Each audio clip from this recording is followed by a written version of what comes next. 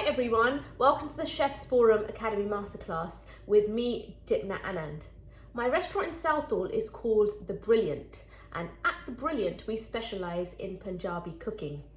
My dad and his brother Kevil opened the first Brilliant restaurant in Southall in 1975, so we're very well established. My grandfather opened the first Brilliant restaurant, nightclub and hotel in Kenya, Nairobi in the 1950s.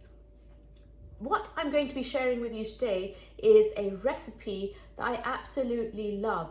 Now, back in the day, a chicken tikka masala was never really associated or never really known about in the world of Indian cuisine. However, the dish today is so popular, we have made it our own, and it's somewhat also known as the British national dish. Now, the recipe that I'm about to share with you is a masala chicken recipe which is turned into a chicken tikka masala. Now, a masala chicken recipe was taught to me by my father.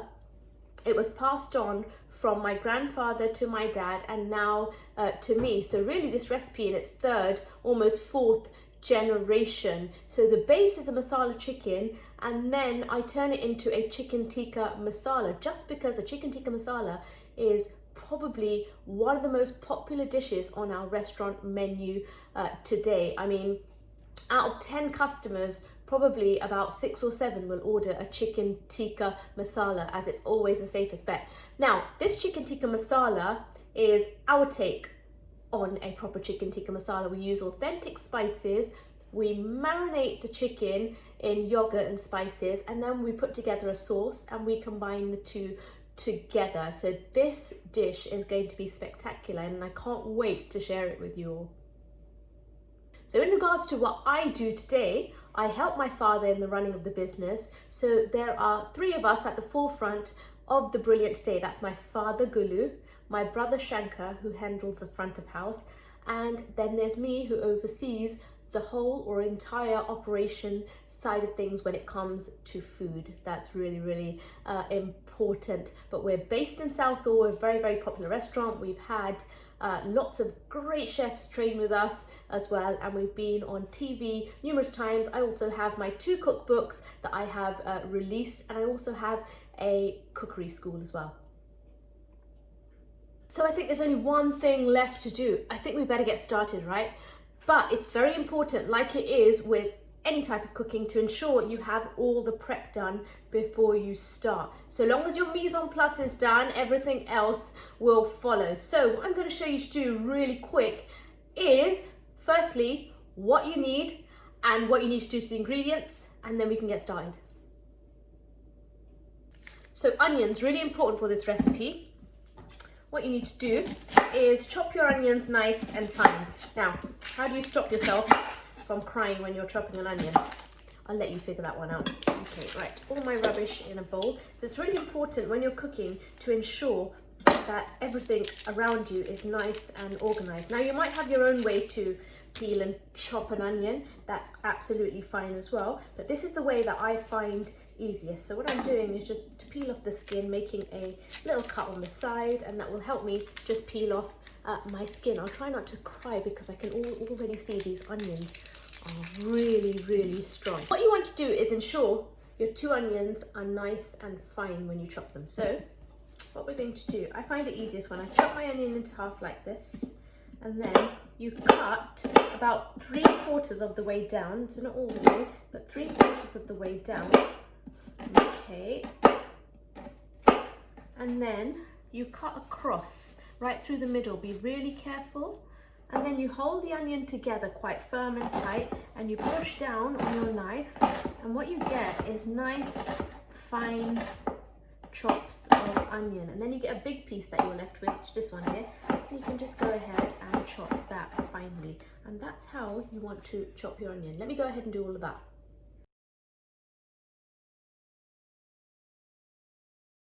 Right, onions finely chopped, that's done. Now we need some bird's eye green chilies, and what you can do is finely chop them like this, or you can put them into a little coffee grinder and turn them into a nice smooth paste. But the decision is yours, so I'll leave that up to you. So there we are, we have some finely chopped green chilies.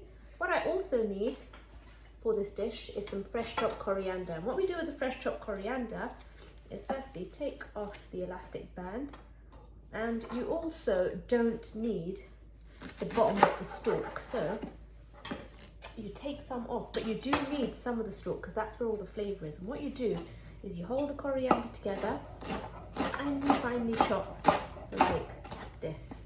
So if you bunch it together like this, keep chopping. Let me go ahead and do all of that.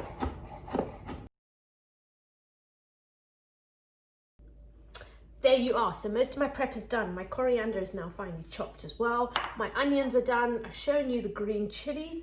This is ginger and garlic paste. So this comes ready-made. It's ginger and garlic mixed together, so you can use a ready-made paste. If you prefer to, you can make your own. That's absolutely fine as well. These are tinned tomatoes. Again, you can use fresh or you can use tinned tomatoes.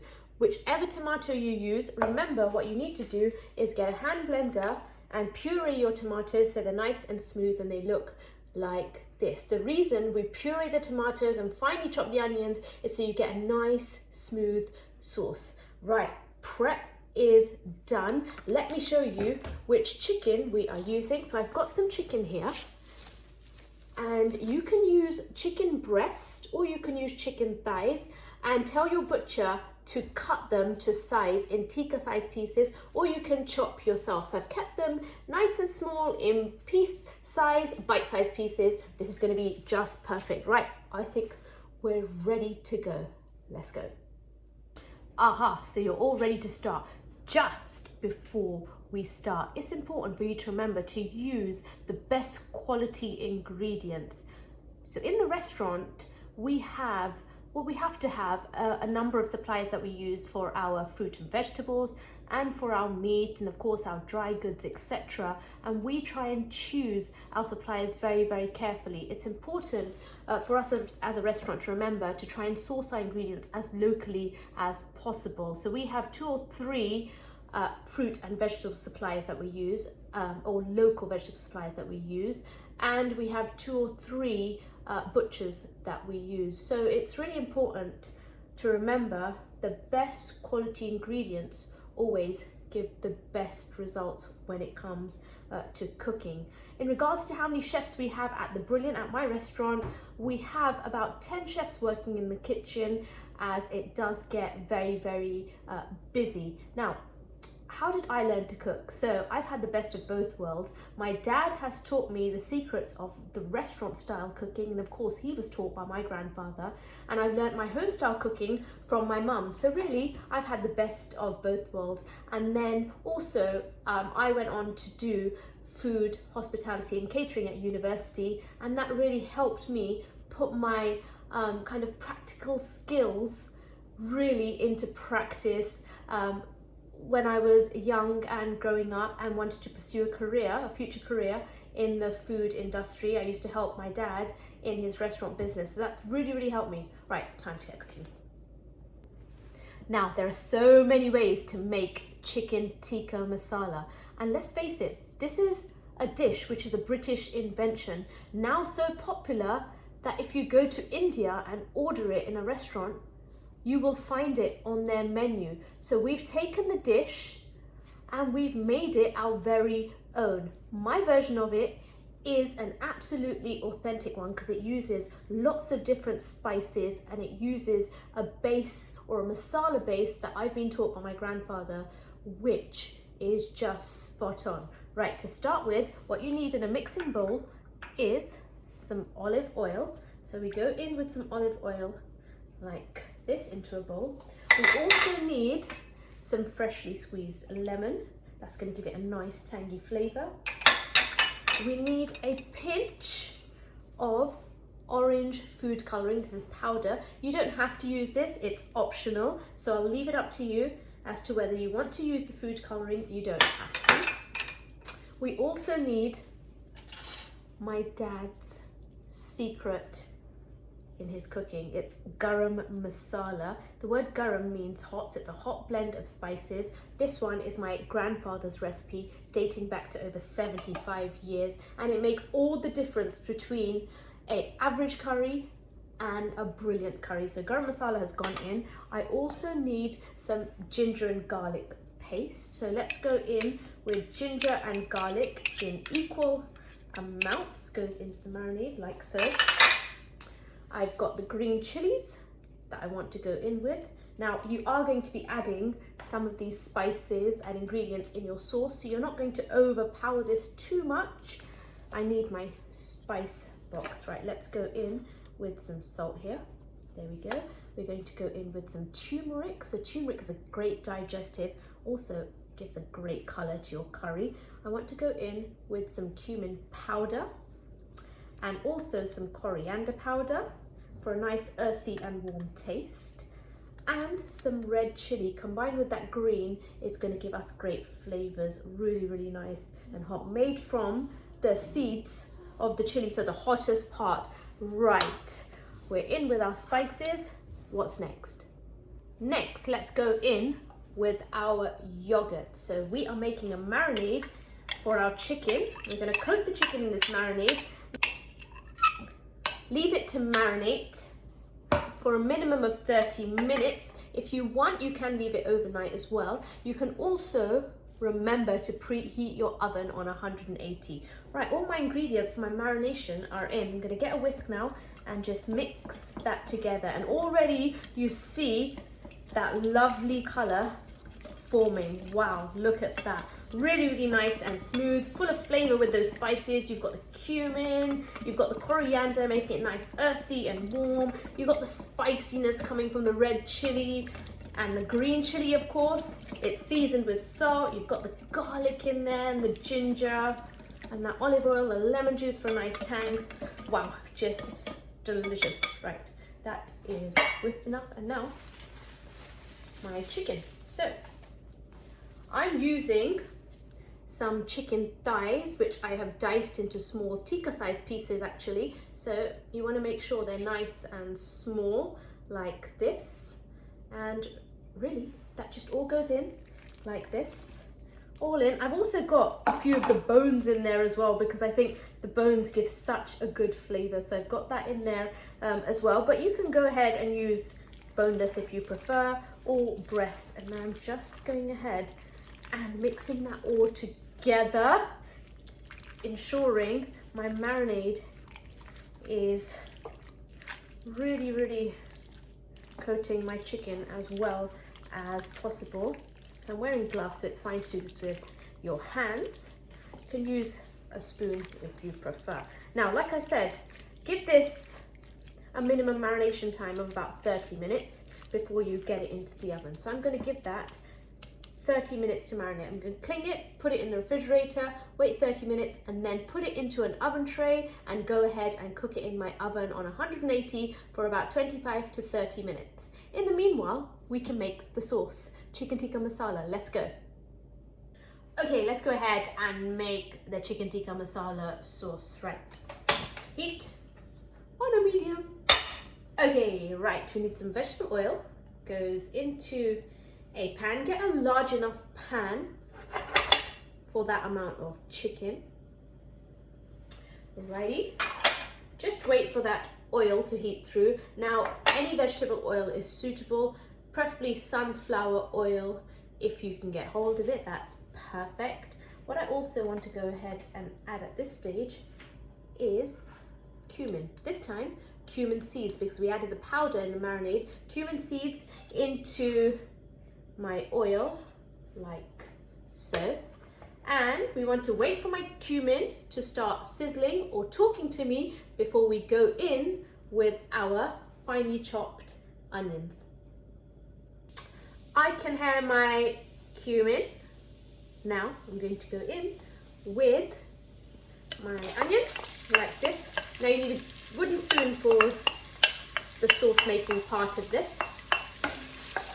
And you're going to be giving that a mix like this. Now, this is one of the crucial stages in perfecting a tikka masala sauce. We are cooking our onions for about 4 or 5 minutes on quite a high intense heat, so long as you keep stirring to ensure that your onions, number one, don't burn, but you want to ensure they are really, really nice and golden brown. This is a crucial stage in masala sauce making. So let's give this 4 or 5 minutes and really caramelize those onions.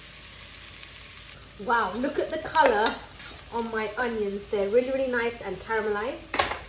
And now we are ready to go in with more ginger and garlic. So we already added ginger and garlic to our chicken marinade. We are also adding it to our onion paste. And this is going to give the masala just a delicious taste. Key ingredient in Indian cooking, ginger and garlic. Never get enough of it. Okay. Also some green chili. So you can finely chop your green chili or make it into a paste. So green chili goes in. And remember, we have added green chili to our marinade as well. So don't make it too spicy unless you really like spicy food. Okay, so give that a mix. Ginger garlic is in. And now to calm this mixture down, because it is splashing and sizzling quite vigorously, we're going to go in with our plum peel tomatoes, which I have pureed to make them nice and smooth. Just saves us blending the sauce afterwards. So if you do this beforehand, you don't have to hand blend the sauce. So let's go in with our tomatoes. And now a little secret at this stage is because it's going to start to spit like this, you're going to switch the heat off for a second. Let that mixture calm right down. And we're going to go ahead and add the spices. You don't have to switch it completely off. You can put it on low, but just be really careful because it does start to splash. So just whilst it's switched off, I'm going to add some of my key spices. So turmeric for a bit more of a deeper masala color. So turmeric powder, perfect, like this. I also need some salt in there for some seasoning. We have added seasoning to our marinade, so not too much salt. We can always add more salt later. And also some red chili, not only for color, but a nice spicy taste as well. Again, we have added this to the marinade, so I'm not going to overpower it too much with chili. So those are our key spices in, and our, of course, salt seasoning, and some butter to make the sauce nice and smooth as well. So put the butter in like this, put the heat back on, give it all a mix, and now another crucial step of perfecting a masala is cooking it until the butter and oil start to seep out of the edges, because we don't want our masala to stay kacha. Kacha means raw, so we don't want a raw masala, and for that to happen, we need to make sure we cook our masala perfectly. So you use the lid and we cook for 4 or 5 minutes. Now, when you take the lid off, this will be splashing or spitting at you. So use your lid as a shield and then keep mixing like this. So in 4 or 5 minutes, that should be perfectly cooked, but you want to keep mixing occasionally. So let's give that 4 or 5 minutes and we should have a delicious masala almost done in that time. Okay, we have one perfectly cooked masala sauce. Look at that. Right, let me show you how the butter and the oil have seeped from the edges. It's sizzling, it's actually perfect. Give that a mix. Wow, that is looking good. Wow, just perfect. I'm going to switch the heat off now, cover it again. And now what I'm ready to do is, my oven is preheating on 180. I have trayed up my marinated chicken pieces, which have been marinating for a minimum of 30 minutes. I'm going to cook that in the oven. Once that is cooked, we can put both of these together to form a chicken tikka masala. Ta-da! My chicken is cooked to perfection, actually ready to go into that tikka masala sauce. Let me get this into a bowl, which will make things easier, and then we'll go straight in. Right, I'm ready to put this together now. My heat on a medium again. Just want to start to get that sauce going again, just to heat it through. Give it a mix. my masala actually looks perfect. Look at that. Just delicious. Right, just wait for that to heat through. What I can tell you is my chicken is really nice and tender and juicy. All that juice that retained from the chicken in the baking tray, you want to keep because you will be adding it into your tikka masala sauce. So that is actually perfect. And what I'm going to go ahead and do is go straight in there with some juice. Give it a mix. Wow, look at this. And now put all the chicken in as well. That looks delicious already. Give that a mix. And now what you want to do is just be careful when you're mixing now, that you're mixing from the edges of the saucepan because you don't want your chicken pieces to break. So just mixing like this. And you can also go ahead and add your final touches at this stage. So a little bit more of that king of spice, garam masala. And when you're making a curry, always remember garam masala is added towards the end of the cooking making process to retain all that flavor. This has got 15 spices in it. When you're making a marinade, like when we made the chicken marinade, it doesn't matter what stage you add the garam masala because you're going to cook it off at the end anyway. So garam masala is in. I need some of that fresh, lovely coriander that we chopped earlier, so that goes in. I can save a little bit for garnish, so if you want to make your dish look nice and pretty, you can save that.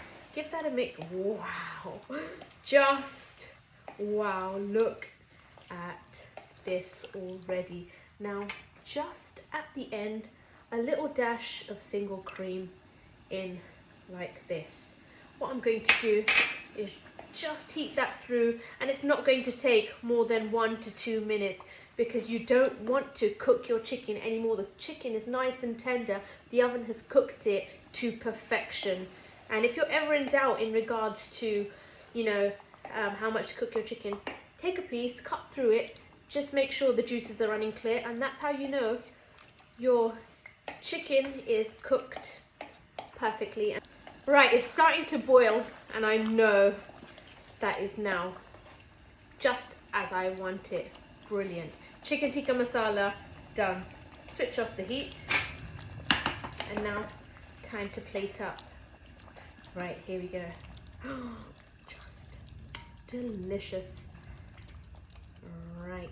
Now what could you serve this with? Some pilau rice would be absolutely yummy. Some naan bread, chapati, some plain basmati rice as well. And how would you garnish? Just a little bit of fresh coriander is all you need. Maybe a little bit of micro coriander if you want to make it look really nice and fancy. Some sauce on there, I think. Wow, I am salivating.